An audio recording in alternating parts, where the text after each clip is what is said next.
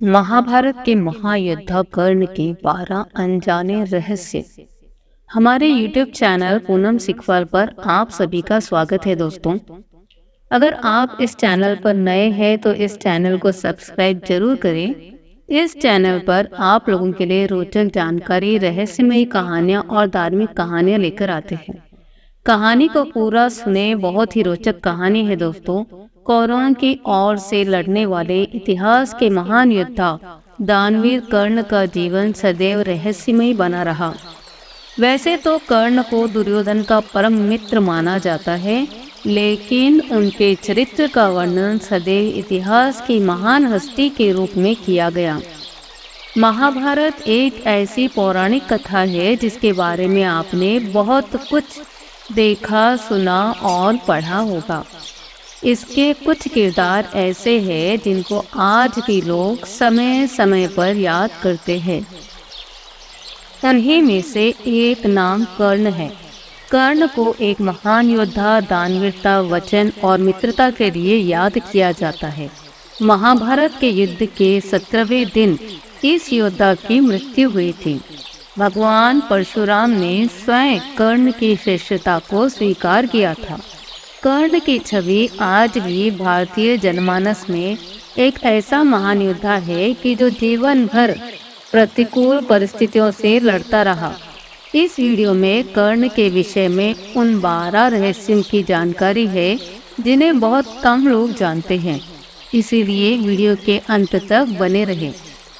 कहा जाए तो हस्तिनापुर के सिंहासन का वास्तविक अधिकारी कर्ण ही था, क्योंकि वह गुरु राज परिवार से ही था और युधिष्ठिर और दुर्योधन से ज्येष्ठ भी था, लेकिन उसकी वास्तविक पहचान उसकी मृत्यु तक अज्ञात ही रही। तो आइए जानते हैं कर्ण के विषय में। पहला रहस्य। मित्रों, कर्ण को एक ब्राह्मण ने भी श्राप दिया था। एक दिन कर्ण शब्द भेदी बाण चलाने का अभ्यास कर रहे थे, तभी उनको झाड़ियों में किसी जीव के चलने की आवाज आई। तो उन्होंने समझा कि कोई हिंसक जीव हो सकता है जो यहाँ रहने वाले मनुष्यों के लिए खतरा बन सकता है। इसीलिए उन्होंने बिना पड़ताल किए बाण चला दिया। बाण किसी हिंसक जीव को नहीं बल्कि एक गाय के बछड़े को लग गया, जिससे उसकी मृत्यु हो गई।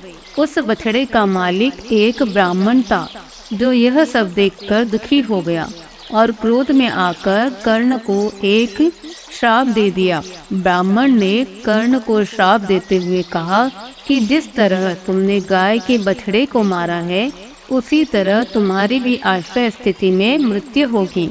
मृत्यु के क्षण तुम खुद को समझोगे। कर्ण ब्राह्मण से माफी मांगा, लेकिन वह उसे माफ नहीं कर सका।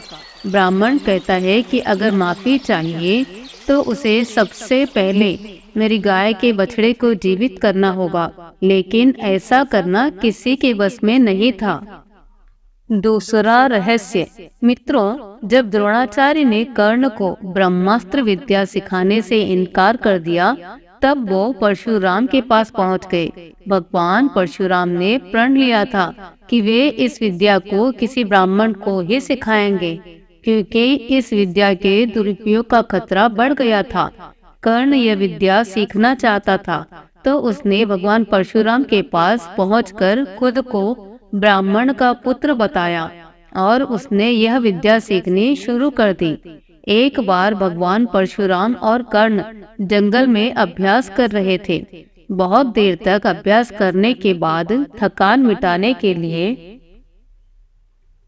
दोनों एक पेड़ के नीचे बैठ गए। परशुराम कर्ण की गोद में सर रखकर लेट गए। कुछ ही पलों में भगवान परशुराम को गहरी नींद लग गई। तभी एक कीड़ा कर्ण के पैरों पर चढ़ गया और काटने लगा, जिसके कारण कर्ण के शरीर से रक्त बहने लगा। कर्ण अपने गुरु की नींद में खलल नहीं डालना चाहता था, इसीलिए कोई हरकत नहीं की। कर्ण के पैर पर घाव हो गया और घाव से खून बहने लगा। खून ने जब परशुराम को छुआ तो उनकी नींद खुल गई। उन्होंने कर्ण से पूछा कि तुमने उस कीड़े को हटाया क्यों नहीं।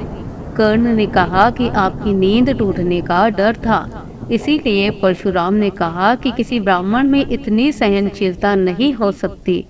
तुम जरूर कोई क्षत्रिय हो, सच सच बताओ। तब कर्ण ने सच बता दिया। क्रोधित परशुराम ने कर्ण को इस समय श्राप दे दिया कि तुमने मुझसे जो भी विद्या सीखी है वह झूठ बोलकर सीखी है, इसीलिए जब भी तुम्हें इस विद्या की सबसे ज्यादा आवश्यकता होगी तब तुम इसे भूल जाओगे, कोई भी दिव्य शस्त्र का उपयोग नहीं कर पाओगे। और हुआ भी यही। श्राप मिलने पर कर्ण बेहद दुखी हुआ और भगवान परशुराम के चरणों में गिरकर माफी मांगने लगा। इसके बाद भगवान परशुराम ने कर्ण को अपना विजय धनुष प्रदान किया। तीसरा रहस्य, कर्ण की मृत्यु का एक और कारण था कि उसे भगवान इंद्र के द्वारा एक दिव्यास्त्र प्राप्त हुआ था, जिसको कर्ण ने अर्जुन की मृत्यु के लिए संभाल कर रखा था। मगर भगवान श्री कृष्ण के कारण वह दिव्यास्त्र कर्ण ने भीम के पुत्र घटोत्कच पर चला दिया, जिसके कारण घटोत्कच की मृत्यु हो गई और कर्ण का दिव्यास्त्र अर्जुन का वध करने के काम नहीं आ सका, क्योंकि उस दिव्यास्त्र का प्रयोग केवल एक ही व्यक्ति पर एक ही बार किया जा सकता था। उस अस्त्र का नाम वसीशक्ति था। चौथा रहस्य, एक बार कुंती कर्ण के पास गई और उससे पांडवों की ओर से लड़ने का आग्रह करने लगी। कर्ण को मालूम था कि कुंती मेरी माँ है। कुंती के लाख समझाने पर भी कर्ण नहीं माना और कहा कि जिनके साथ मैंने अब तक अपना सारा जीवन बिताया उसके साथ मैं विश्वासघात नहीं कर सकता। तब कुंती ने कहा, क्या तुम अपने भाइयों को मारोगे? इस पर कर्ण बड़ी दुविधा की स्थिति में वचन दिया और कहा कि माँ तुम जानती हो, कर्ण के यहाँ याचक बनकर जो कोई भी आया है वह खाली हाथ नहीं गया है। अतः मैं तुम्हें वचन देता हूँ कि अर्जुन को छोड़कर मैं अपने अन्य भाइयों पर शस्त्र नहीं उठाऊंगा। जानते हैं पांचवें रहस्य को मित्रों, भले ही कर्ण द्रौपदी से विवाह नहीं कर सका, लेकिन कर्ण का पालन पोषण करने वाले अधिरथ चाहते थे कि उनका घर बस जाए। पिता की इच्छा को पूरा करने के लिए कर्ण ने 2 विवाह किया। कर्ण ने रुशाली नाम की एक सूत पुत्री से विवाह किया और कर्ण की दूसरी पत्नी का नाम सुप्रिया था। दोनों पत्नियों से कर्ण की 9 संतानें हुई, जिनमें उसके 8 पुत्र कौरवों की ओर से युद्ध करते हुए मारे गए। युद्ध के बाद कर्ण का सिर्फ एक पुत्र जिंदा बचा था। वह कर्ण का सबसे छोटा पुत्र था, जिसका नाम वृक्षकेतु था। जब पांडवों को ज्ञात हुआ कि कर्ण उनका छोटा भाई था, तब कर्ण के दिव्य दृष्टिकोण को पांडवों ने अपने संरक्षण में ले लिया था। छठवां रहस्य, कर्ण दान करने के लिए काफी प्रसिद्ध था। कहते हैं कि कर्ण जब युद्ध क्षेत्र में आखिरी सांस ले रहा था तो भगवान श्री कृष्ण ने उनकी दानशीलता की परीक्षा लेनी चाहिए। वे गरीब ब्राह्मण बनकर कर्ण के पास गए और कहा कि तुम्हारे बारे में काफी सुना है और तुमसे मुझे कुछ उपहार चाहिए। कर्ण ने उत्तर में कहा कि आप जो चाहे मांग ले ब्राह्मण देवता। ब्राह्मण देवता ने सोना मांगा। कर्ण ने कहा कि सोना तो उसके दांत में है, आप इसे ले सकते हैं। ब्राह्मण ने जवाब दिया, मैं इतना दुष्ट नहीं हूँ कि तुम्हारे दांत तोड़ दूं। कर्ण ने तब एक पत्थर उठाया और अपने दांत तोड़ लिए।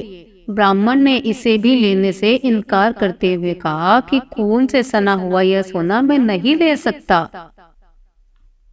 कर्ण ने इसके बाद एक बाण उठाया और आसमान की तरफ चलाया।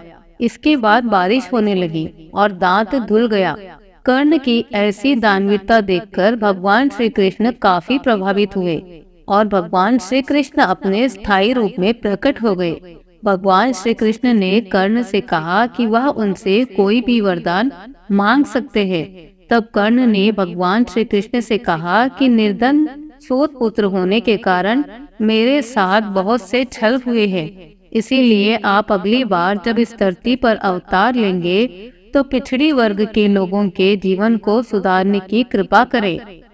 दूसरे वरदान के रूप में कर्ण ने कहा कि अगले अवतार में आप वहीं जन्म लोगे जहां कर्ण हो। और तीसरे वरदान में कर्ण ने भगवान श्री कृष्ण से कहा कि उनका अंतिम संस्कार ऐसे स्थान पर हो जहां कोई पाप न हुआ हो और जहां किसी का दाह संस्कार न हुआ हो। भगवान को पूरी पृथ्वी पर भूमि का ऐसा कोई भी टुकड़ा नहीं मिला जहां पहले किसी व्यक्ति का दाह संस्कार नहीं हुआ हो। काफी तलाशने के बाद उन्हें सूरत शहर के ताप्ती नदी के किनारे 1 इंच जमीन ऐसी मिली जहां पहले कभी किसी का दाह संस्कार नहीं हुआ था। सूरत शहर के वाराछा इलाके के लोगों का मानना है कि कर्ण की इच्छा के अनुसार भगवान श्री कृष्ण ने उनका दाह संस्कार करने वह खुद गए थे। 7वां रहस्य, जब पांडवों का वनवास और अज्ञातवास समाप्त हो गया तब भगवान श्री कृष्ण ने इस विनाशकारी युद्ध को टालने के लिए विराट नगरी के पांडवों के दूत के रूप में चलकर हस्तिनापुर की सभा में आकर पांडवों के लिए दुर्योधन से 5 गांव मांगे। लेकिन जब दुर्योधन ने नकार दिया और कहा कि पांडवों को युद्ध में सुई की नोक के बराबर भी भूमि नहीं दी जाएगी, भगवान श्री कृष्ण युद्ध को अवश्य भावी मानकर वापस चल दिए। कहते हैं कि उस समय हस्तिनापुर से बाहर बहुत दूर तक छोड़ने के लिए भगवान श्री कृष्ण के साथ कर्ण आया था। उस एकांत में भगवान श्री कृष्ण ने कर्ण को बता दिया था कि वह कुंती का ज्येष्ठ पुत्र है।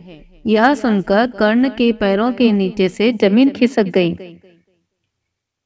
भगवान श्री कृष्ण ने एक बार फिर कहा कि हे दानवीर कर्ण, तुम कुंती के ज्येष्ठ पुत्र हो और तुम्हारे पिता सूर्यदेव है, इसीलिए तुम्हें युद्ध में पांडवों का साथ देना चाहिए। कर्ण को इस सत्य का पता चला तो उन्होंने जो कुछ कहा वो बहुत ही बड़ा मार्मिक है और उस दानवीर कर्ण के प्रति श्रद्धा का भाव पैदा करने वाला है। उसने कहा, हे मधुसूदन, मेरे और आपके बीच में जो यह गुप्त मंत्रणा हुई है इसे आप मेरे और अपने बीच तक ही रखिए। राजा युधिष्ठिर थे, यदि यह जान लेंगे कि मैं कुंती का बड़ा पुत्र हूँ तो वे राज्य ग्रहण नहीं करेंगे। कर्ण ने आगे कहा था कि उस अवस्था में मैं उसे समृद्धशाली विशाल राज्य को दुर्योधन को सौंप दूंगा। मेरी भी यही कामना है कि इस भूमंडल के शासक युधिष्ठिर ही बने। अब 8वां रहस्य। 8वें रहस्य के बारे में मित्रों कहते हैं कि द्रौपदी को महारथी कर्ण से प्रेम था और कर्ण को भी द्रौपदी पसंद थी। स्वयंवर में कर्ण भी गए थे। राजा द्रुपद का भीष्म से विरोध था और कर्ण भीष्म के पक्ष में थे। द्रौपदी को पहले ही बता दिया गया था कि कर्ण एक सूत पुत्र है और यदि तुमने उन्हें पसंद किया तो जीवन भर तुम्हें एक दासी की पत्नी दास की पत्नी के रूप में जाना पहचाना जाएगा। स्वयंवर में निरसा द्रौपदी ने एक कठिन निर्णय लेते हुए सभी सभा में कर्ण को एक सूत पुत्र कहकर अपमानित किया था। फिर भी क्या चीर हरण के दौरान द्रौपदी को कर्ण से उम्मीद थी, लेकिन कर्ण ने अपने अपमान को याद करके वहां द्रौपदी की कोई सहायता नहीं की। बाद में जब भीष्म पितामह मृत्यु शैया पर लेटे थे तब कर्ण ने उनसे कहा कि वो द्रौपदी को चाहते थे। यह बात द्रौपदी ने भी सुनी और पहली बार द्रौपदी को भी पता चला कि कर्ण भी मुझसे प्रेम करते थे। 9वां रहस्य। आंध्र प्रदेश की लोक कथाओं के अनुसार एक बार कर्ण कहीं जा रहा था, तब रास्ते में उसे एक कन्या मिली जो अपने घड़े से घी के बिखर जाने के कारण रो रही थी। जब कर्ण ने उसके रोने का कारण जानना चाहा तो उसने बताया कि उसकी सौतेली माँ उसकी इस असावधानी पर रुष्ट होगी। दानवीर कर्ण ने तब उससे कहा कि वह उसे नया घी लाकर दे देगा। तब कन्या ने आग्रह किया कि उसे वही मिट्टी में मिला हुआ घी चाहिए और उसने नया घी लेने से मना कर दिया। तब कन्या पर दया करते हुए कर्ण ने उसे घी युक्त मिट्टी को अपनी मुट्ठी में लिया और निचोड़ने लगा ताकि मिट्टी से घी निचोड़कर घड़े में गिर जाए। इस प्रक्रिया के दौरान उसने अपने हाथ से एक महिला की पीड़ा युक्त ध्वनि सुनी। जब उसने अपनी मुट्ठी खोली तो धरती माता को पाया। पीड़ा से क्रोधित धरती माता ने कर्ण की आलोचना की और कहा कि उसने एक बच्ची के घी के लिए उसे इतनी पीड़ा दी। तब धरती माता ने कर्ण को श्राप दिया कि एक दिन उसके जीवन में किसी निर्णायक युद्ध में वह भी उसके रथ के पहिए को वैसे ही पकड़ लेगी जैसे उसने उन्हें अपनी मुट्ठी में पकड़ा है, जिससे वह उस युद्ध में अपने शत्रु के सामने असुरक्षित हो जाएगा। इस प्रकार कर्ण को 3 अलग अलग अवसरों पर 3 श्राप मिले। दुर्भाग्य से ये तीनों ही श्राप कुरुक्षेत्र के निर्णायक युद्ध में फलीभूत हुए, जब वह युद्ध में अस्त्र विहीन, रथ विहीन और असहाय हो गया था। 10वां रहस्य। कुंती भगवान श्री कृष्ण के पिता वासुदेव की बहन और भगवान श्री कृष्ण की बुआ थी। कुंती का पुत्र होने के कारण कर्ण भगवान श्री कृष्ण का भाई ही था। 11वां रहस्य कि भगवान श्री कृष्ण कर्ण और द्रौपदी के शरीर में समानता थी। भगवान श्री कृष्ण की मांसपेशियां मृदु परंतु युद्ध के समय विस्तृत और कठोर हो जाती थी, इसीलिए सामान्यतः कोमल दिखने वाला उनका लावण्यम शरीर युद्ध के समय अत्यंत कठोर दिखाई देने लगता था। यही खासियत द्रौपदी और कर्ण के शरीर में भी थी। इसका मतलब यह कि तीनों लोग वक्त के साथ अपने शरीर को कोमल तथा कठोर बना लेते थे। अंतिम और 12वां रहस्य। कर्ण अंग देश का राजा था, इस कारण उसे अंगराज कर्ण के नाम से भी जाना जाता था। आज जिसे भागलपुर और मुंगेर कहा जाता है, महाभारत काल में वह अंगराज्य हुआ करता था। मित्रों, कर्ण की वीरता का गुणगान स्वयं भगवान श्री कृष्ण और पितामह भीष्म ने कई बार किया। कर्ण ही इकलौता ऐसा योद्धा था जिसने परम वीर पांडु पुत्र अर्जुन को हराने का पराक्रम था। अगर ये कहा जाए कि अर्जुन से बढ़कर वीर योद्धा था तो अतिशय युक्ति नहीं होगी, क्योंकि इतनी शक्ति होते हुए भी अर्जुन को कर्ण का वध करते समय अनीति का प्रयोग करना पड़ा। अर्जुन ने कर्ण का वध उस समय किया था जब उसके रथ का पहिया भूमि में धंस गया था और उस समय वह निहत्था था।